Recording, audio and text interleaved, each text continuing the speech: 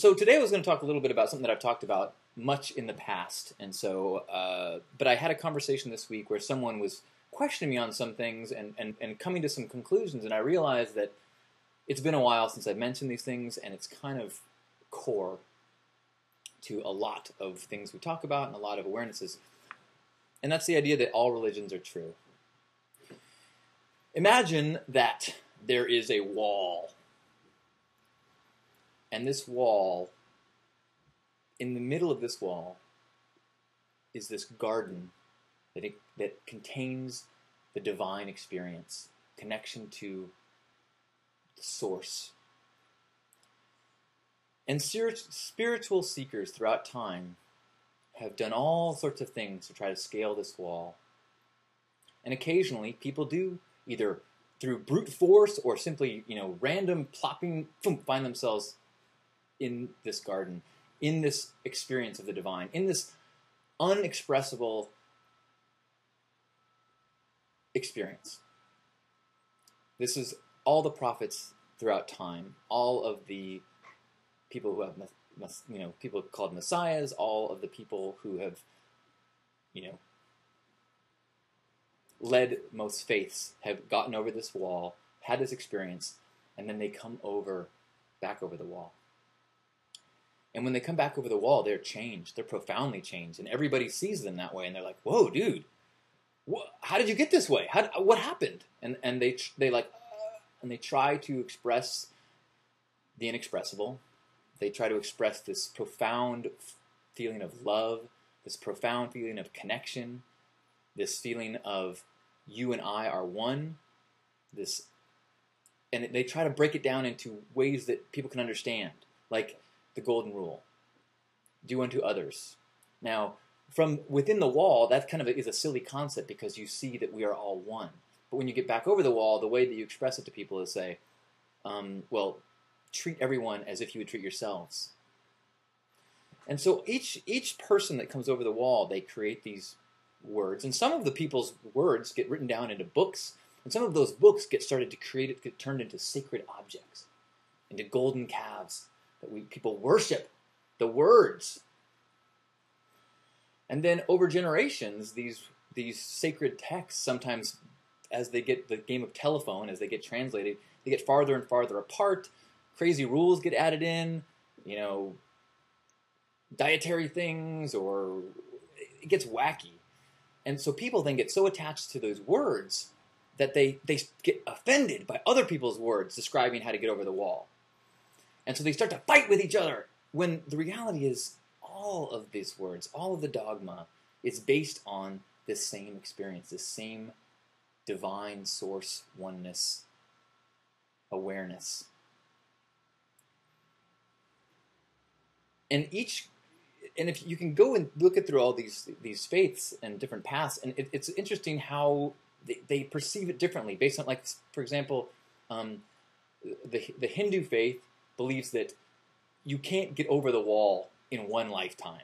You do your penance, you work hard, and you get a little bit up the wall, and then you save your spot.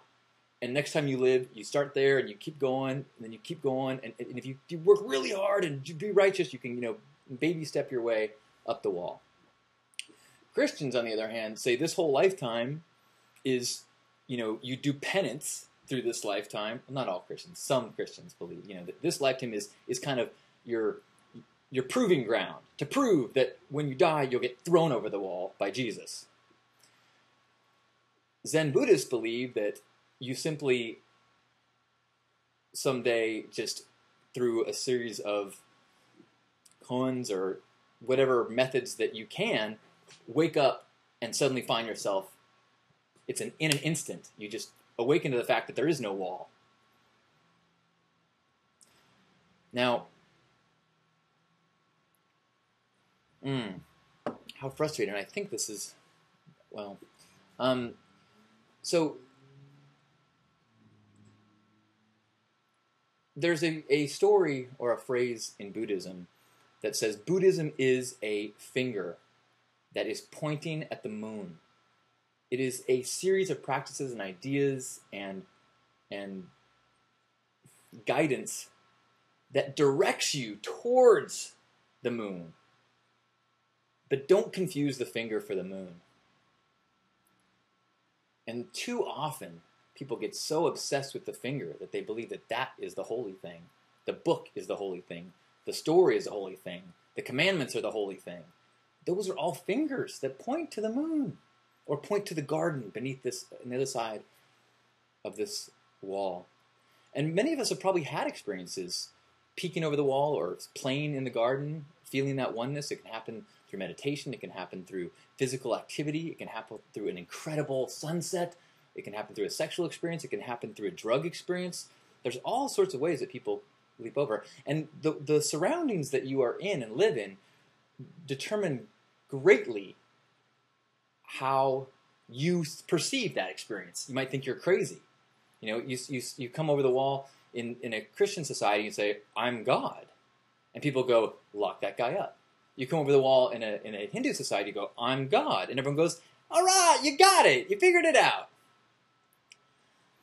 I think I'm closer to the Hindu side in that category and closer to the Buddhist side in the how to scale the wall category, that there is no wall, except that what we put up for ourselves.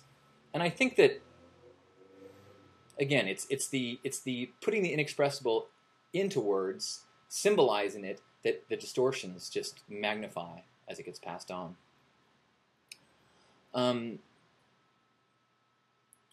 My grandpa gave me this book,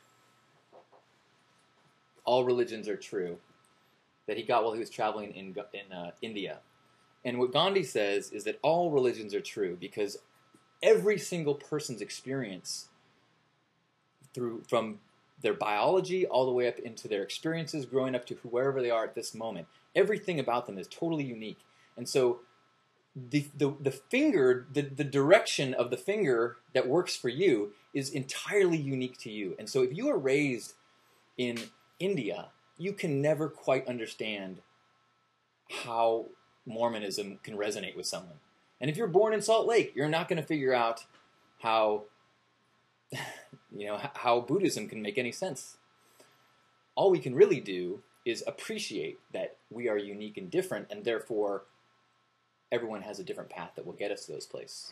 And theirs is true, and ours is true. I also believe that in the same way, when people have sometimes these spiritual breaks or these spiritual moments or messages, whatever your cultural experiences are determines how your brain interprets it and sees it. Whether it's an angel or a burning bush or a sacred cow or a flying spaghetti monster, whatever your brain processes this inexpressible, beyond comprehension awareness and filters it in a way that you can make sense of it. So I think Hug Nation is very much simply another finger pointing to the moon. And so what we share here every week is merely the practices, the ideas that help us recalibrate towards the moon. Things like connection, oneness, flow of the universe, harmony, love. And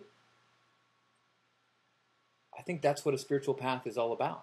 And so whatever stories, whatever beliefs get you to recalibrate your finger while keeping in mind that it is not the moon is perfect. And all religions are true in that respect.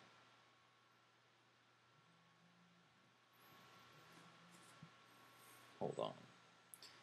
Hello?